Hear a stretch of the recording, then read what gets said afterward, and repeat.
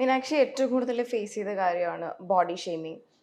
ഇപ്പം വന്ന് വന്ന് എനിക്ക് തോന്നുന്ന ആൾക്കാർ ബോഡി ഷെയ്മിങ്ങും കഴിഞ്ഞ് അതിൻ്റെ ഒരു എക്സ്ട്രീം ലെവലിലേക്കുള്ള, നമുക്ക് ചില ആൾക്കാർക്ക് അത് അക്സെപ്റ്റ് ചെയ്യാൻ പോലും പറ്റാത്ത രീതിയിലുള്ള എന്താ ഹേറ്റ്രഡിലേക്കൊക്കെ മീനാക്ഷി അതൊക്കെ സ്റ്റിൽ ഫേസ് ചെയ്ത് നിൽക്കുന്നുണ്ട്. പക്ഷേ ഇപ്പം നേരത്തെ പറഞ്ഞല്ലോ, ആ ഒരു ക്ലോസ് സർക്കിളിലുള്ള ആൾക്കാർ, എനിക്കറിയില്ല ആൾ അത്രയും ക്ലോസ് ആണ്, പക്ഷെ മീനാക്ഷിയുടെ സ്കൂൾ മേറ്റ്, മീനാക്ഷി ടെലിവിഷനിൽ അത്രയും ഷൈൻ ചെയ്ത് നിൽക്കുന്ന ടൈമിൽ മീനാക്ഷി എടുത്ത് ഒരു ബോഡി ഷേമിങ് സംതിങ് റിലേറ്റഡ് കാര്യം പറഞ്ഞിട്ടുണ്ടായിരുന്നു. ഫഹദ് ഫാസിലിന്റെ മോളായിട്ട് അഭിനയിക്കാൻ നീയോ എന്നുള്ള രീതിയിൽ അതാ കേട്ട ടൈമിൽ മീനാക്ഷിക്ക് എന്താ ശരിക്കും തോന്നി? കാരണം അത്രയും നമ്മൾ നോക്കുമ്പോൾ ഓക്കെ, നമ്മൾ നമ്മുടെ ആഗ്രഹങ്ങളൊക്കെ സാധിച്ചെടുക്കുന്നു, ടെലിവിഷൻ സ്ക്രീനിൽ നമ്മളെ കാണുന്നു ആൾക്കാർ ഇപ്പം ബിഗ് സ്ക്രീനിലും കണ്ട്, ഐ മീൻ OTT കണ്ട് ഫഹദിന്റെ മോളായിട്ട് അഭിനയിച്ച ആ ഒരു ലെവലിൽ മീനാക്ഷി നിൽക്കുമ്പോൾ പെട്ടെന്ന് മീനാക്ഷിയുടെ ഫ്രണ്ട്, ലൈക് മീനാക്ഷിക്ക് വേണ്ടി ഹാപ്പി ആവേണ്ട വ്യക്തി, she was not my friend basically. Okay. She was just my like schoolmate, classmate പോലെ, schoolmate or something. മറന്നു. ആ ഒരു അതൊക്കെ ടൈമിൽ ഞാൻ മറന്നേ പോയി.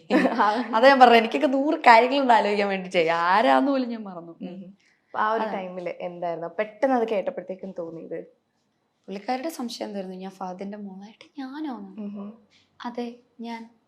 കണ്ടില്ലേ, കണ്ടപ്പോ സംശയമൊക്കെ മാറിയില്ലേ?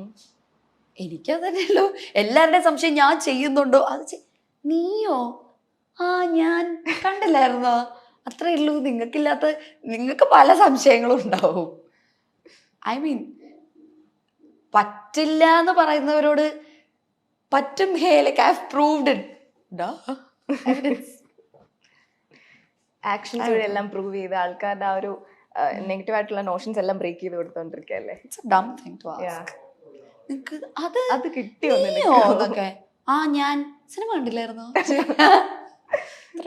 മീനാക്ഷി ഉണ്ടെങ്കിൽ ആൾക്കാർ ഡെയിൻ എവിടെ നിന്ന് ചോദിക്കും, ഡെയിനെ കണ്ടു കഴിഞ്ഞാൽ ആൾക്കാർ മീനാക്ഷി എവിടെ നിന്ന് ചോദിക്കും. ഇനി നിങ്ങൾ എല്ലാരും കൂടെ നിൽക്കുന്ന സമയത്താണെങ്കിൽ ആൾക്കാർക്ക് വേറെ ആരെയും കാണണ്ട, മീനാക്ഷി ഡെയിൻ, ഡെയിൻ മീനാക്ഷി, DM MD, ഇതാണ് ഞാൻ എല്ലായിടത്തും ഞാൻ കമന്റ്സ് ഒക്കെ നോക്കുമ്പോൾ കാണുന്നത്. ഡെയിൻ എന്നൊരാളെ മീനാക്ഷിയുടെ കംഫർട്ട് ക്യാരക്ടറായിട്ട് കൊണ്ടുവരാൻ മീനാക്ഷി ഡെയിനിൽ കണ്ട ക്വാളിറ്റീസ് എന്തൊക്കെയായിരുന്നു? മേ ബി എനിക്ക് തോന്നുന്നു അവൻ ഭയങ്കര ഫണ്ണിയാണ്. നമുക്ക് ജോക്സ് ക്രാക്ക് ചെയ്ത ആളുകളിലേക്ക് എത്താനുള്ള ദൂരം വളരെ കുറവാണ്. ബിക്കോസ് നമ്മൾ തമാശ പറയുന്നവരുടെ അടുത്ത് നമ്മൾ കൂടുതൽ ടൈം സ്പെൻഡ് ചെയ്യും. പിന്നെ നമ്മൾ മനഃപൂർവ്വം സ്പെൻഡ് ചെയ്ത ടൈമും അല്ല. ബിക്കോസ് നമ്മൾ കൊറോണയുടെ സമയത്താണ് അവിടെ ഷൂട്ട് ചെയ്തിരുന്നത്. ആ സമയത്ത് നമുക്ക് വീട്ടിലൊന്നും പോകാൻ പറ്റില്ലായിരുന്നു. അപ്പൊ ഞങ്ങൾ രണ്ടുപേരും സ്ഥലത്ത് സ്റ്റക്കാണ്. ഞങ്ങൾ രണ്ടുപേരും ഡെയിലി രാവിലെ എണീക്കുക, ഞങ്ങൾ രണ്ടര മോൻ കാണുക, ഷൂട്ടുള്ള സമയത്ത് ഷൂട്ടിന് പോവുക, മിക്ക ദിവസവും ഷൂട്ട് ഉണ്ടാവും, ഷൂട്ടിന് പോവുക, ഇല്ലാത്ത സമയത്ത് രാവിലെ എണീക്കുക, ഡോർ തുറക്കുമ്പം അവിടെ ഒരു ഹോം സ്റ്റേ ആണ്, അവിടെ അങ്കിളും ആന്റി ഉണ്ട്, അങ്കിളുടെ അടുത്ത് ചായ ചോദിക്കാൻ നോക്കുമ്പോഴത്തേക്കും ഇവനെ രാവിലെ കാണുന്നത്.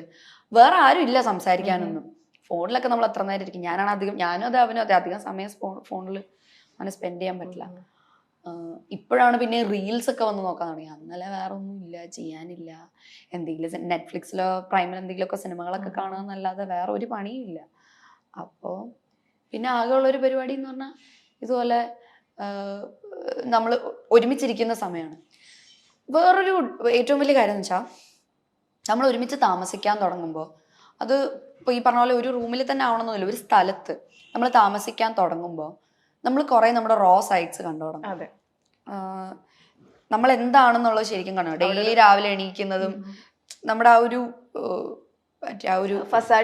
ഗോട്ട് റെഡി ഫേസ് അല്ലാതെ ആ ഒരു ഐസ് ബ്രേക്ക് ഭയങ്കരമാണ്. അപ്പം അത് ഞങ്ങളുടെ ഇടയിൽ ഉണ്ടായിട്ടുണ്ട്. അപ്പം വി ഗോട്ട് ലൈക്ക് കുറേ plenty of time to spend. നമ്മൾ കുറെ കാര്യങ്ങൾ സംസാരിക്കും. ഞങ്ങൾ രണ്ടുപേരും ആണെങ്കിൽ മറ്റേ കെട്ടുവിട്ട വട്ടം പോലെ ഞങ്ങള് എന്തെങ്കിലും ഒരു ടോപ്പിക് കിട്ടിയാൽ ഞങ്ങൾക്ക് രണ്ടുപേർക്കും കഥകളുണ്ട് പറയാൻ. ഞങ്ങൾക്ക് രണ്ടുപേർക്കും കുറെ കഥകളുണ്ട് പറയാൻ. എന്തെങ്കിലും ഒരു ടോപ്പിക് തുടങ്ങിയാടാ, എന്നിട്ട് തുടങ്ങിക്കഴിഞ്ഞാൽ അവനും ഉണ്ടൊരു കഥ, അതിനെ ലിങ്ക് ചെയ്ത് പോകുമ്പോ എനിക്കും ഉണ്ടൊരു കഥ. ഞങ്ങൾക്ക് രണ്ടുപേർക്കും കഥ പറച്ചില്ല. ഞങ്ങൾ രണ്ടുപേരും ഫുള്ളിരുന്ന് ഇങ്ങനെ പോയിക്കോളും. ഞങ്ങൾ കുറെ നേരമൊക്കെ സ്പെൻഡ് ചെയ്ത സമയങ്ങളുണ്ട് ഇങ്ങനെ വർത്താനം പറഞ്ഞു കാരണം രണ്ടുപേർക്കും കുറെ ഉണ്ട് പറയാനായിട്ട്. അതുകൊണ്ട് അതാണ് ആ കംഫർട്ട് സോണിലേക്ക് വരാനുള്ളൊരു കാരണം. ഡെയിനെ ആദ്യം കണ്ടപ്പോഴത്തേക്കും മീനാക്ഷിക്ക് തോന്നി ആ ഒരു ഫസ്റ്റ് ഇംപ്രഷൻ എന്തായിരുന്നു?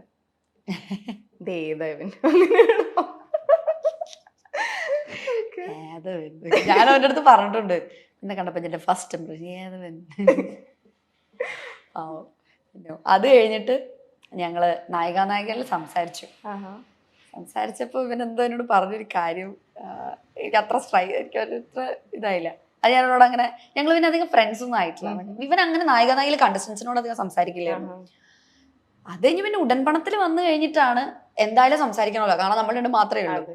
സംസാരിച്ചാണ് നമ്മൾ പറയില്ലേ, ഈ ആദ്യം നമുക്ക് കാണുമ്പോൾ അത്ര ഇൻട്രസ്റ്റിംഗ് അല്ലാത്ത പേഴ്സൺസ് പിന്നെ നമ്മുടെ ലൈഫിൽ ഭയങ്കര ഇമ്പോർട്ടൻ്റ് ആവും. അതുപോലെ ഡെയിനിൽ മീനാക്ഷിക്ക് ഏറ്റവും ഇഷ്ടമുള്ളൊരു കാര്യം, ഒട്ടും ഇഷ്ടമല്ലാത്തൊരു കാര്യം? ഇഷ്ടമുള്ള കാര്യം ഈ പറഞ്ഞ പോലെ he's a wonderful person to spend time with. ഭയങ്കര ഫണ്ണിയാണ്, ഭയങ്കര ജോക്ക് ക്രാക്ക് ചെയ്യാന്ന് പറയുന്ന ഒരാളുടെ ക്യാരക്ടറിലെ ഒരു ബോണസാ എന്നാണ് എനിക്ക് തോന്നുന്നത്. എനിക്ക് തമാശകൾ കേട്ടോണ്ടിരിക്കാനും ഭയങ്കര ഇഷ്ടം. അവൻ ഒത്തിരി തമാശകൾ പറയും.